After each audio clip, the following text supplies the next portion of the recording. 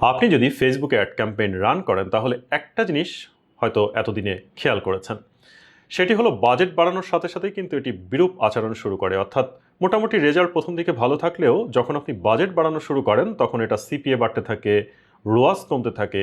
তো এই সমস্যা শুধুমাত্র আপনার নয়, ম্যাক্সিমাম মানুষই কিন্তু এই সমস্যার সম্মুখীন হয়। আমাদের ক্লায়েন্টও ঠিক একই সমস্যার সম্মুখীন হয়েছিল। তিনি নিজে নিজে অ্যাড ক্যাম্পেইন রান করতেন এবং যখন তিনি চিন্তা করলেন অ্যাড স্কেল করবেন, তখনই সিপিএ বেড়ে গেল, রোয়াজ ড্রপ করতে থাকলো এবং তিনি পরবর্তীতে আমাদের সাথে যোগাযোগ করেন।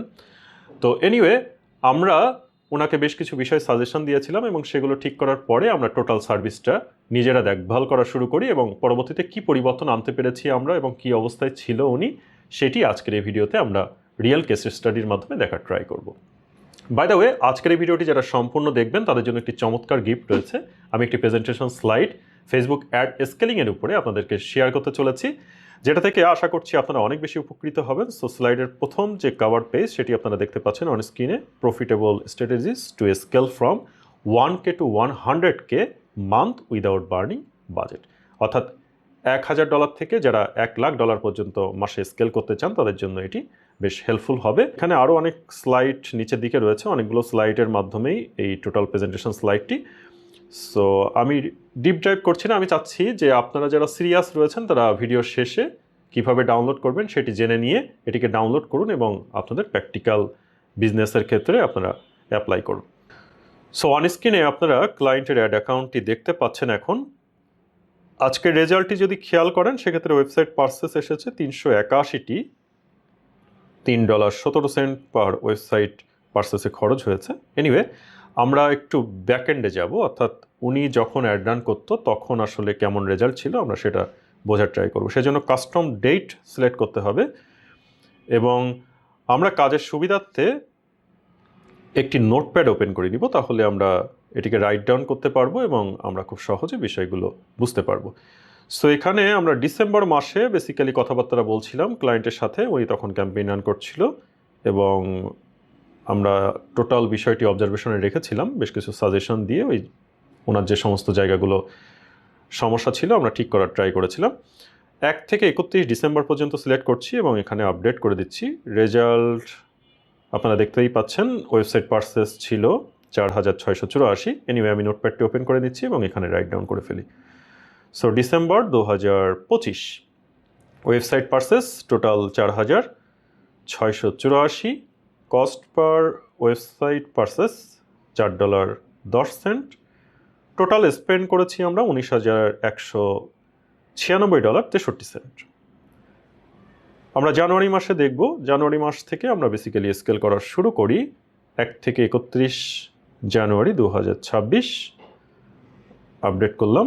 সো আমরা দেখতে পাচ্ছি 14,962টি সেল এসেছে। লিখে ফেলবো জানুয়ারি 2026, এটিকে জাস্ট কপি করে নিচ্ছি। Website purchase 14,962, cost per website purchase $3.29 এবং টোটাল স্পেন্ড করেছি আমরা $49,272। সো দেখতে পাচ্ছেন ম্যাসিভ চেঞ্জ কিন্তু ঘটেছে ডিসেম্বর থেকে জানুয়ারির মধ্যে। আমরা যদি ফেব্রুয়ারি রেজাল্টটি দেখি, 1 থেকে 28 ফেব্রুয়ারি সিলেক্ট করে আপডেট করে দিব। যেহেতু ফেব্রুয়ারি মাস, আমরা লিটারালি 2 দিন কম পাচ্ছি। সো রেজাল্টের ক্ষেত্রে কিছুটা হয়তো বা ভেরিয়েশন থাকতে পারে, দেখা যাক। আপডেট করলাম। তো আমরা দেখতে পাচ্ছি ফেব্রুয়ারিতে আমরা 18,710টি সেল পেয়েছি, তার মানে জানুয়ারি মাস থেকে কিন্তু আমরা সেল আরও বেশি পেয়েছি। এখন কস্ট পার ওয়েবসাইট পারচেস সেটিতেও কিন্তু আমরা কমে নিয়ে আসতে পেরেছি, অর্থাৎ $3.26 কিন্তু কস্ট পার ওয়েবসাইট পারচেস এসেছে। আমি লিখে ফেলি ফেব্রুয়ারি 2026, টোটাল ওয়েবসাইট পারচেস 18,710, গত মাসে এটি ছিল 14,962, $3.29 ছিল গত মাসে, এই মাসে হচ্ছে $3.26 এবং টোটাল স্পেন্ড করেছি আমরা সেটিও বেশি, $60,952.34। সো গত মাসের তুলনায় কিন্তু বেশ বেশি। এবং আমরা যদি মার্চ মাস দেখি, এখানে কাস্টমভাবে আবারও মাসকে সিলেক্ট করে দিব। সো মার্চ 1 থেকে 31 আমরা দেখতে পাচ্ছি মার্চ মাসে 20,762 সেল ওয়েবসাইট পারচেস এসেছে। সো এখানে লিখে দিব March 2026 website purchase 20,762। Cost per website purchase $2.95 এবং টোটাল অ্যাডের পেছনে স্পেন্ড হয়েছে এই মাসে $61,277.63।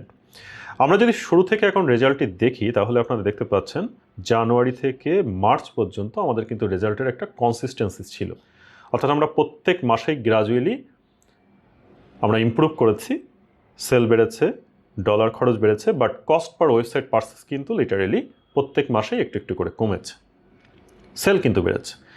তো এই কনসিস্টেন্সি ধরে রাখাটাই বেসিক্যালি স্কেলিং। বাট এখন প্রশ্ন হতে পারে যে সারা বছর কি এই কনসিস্টেন্সি ধরে রাখা পসিবল?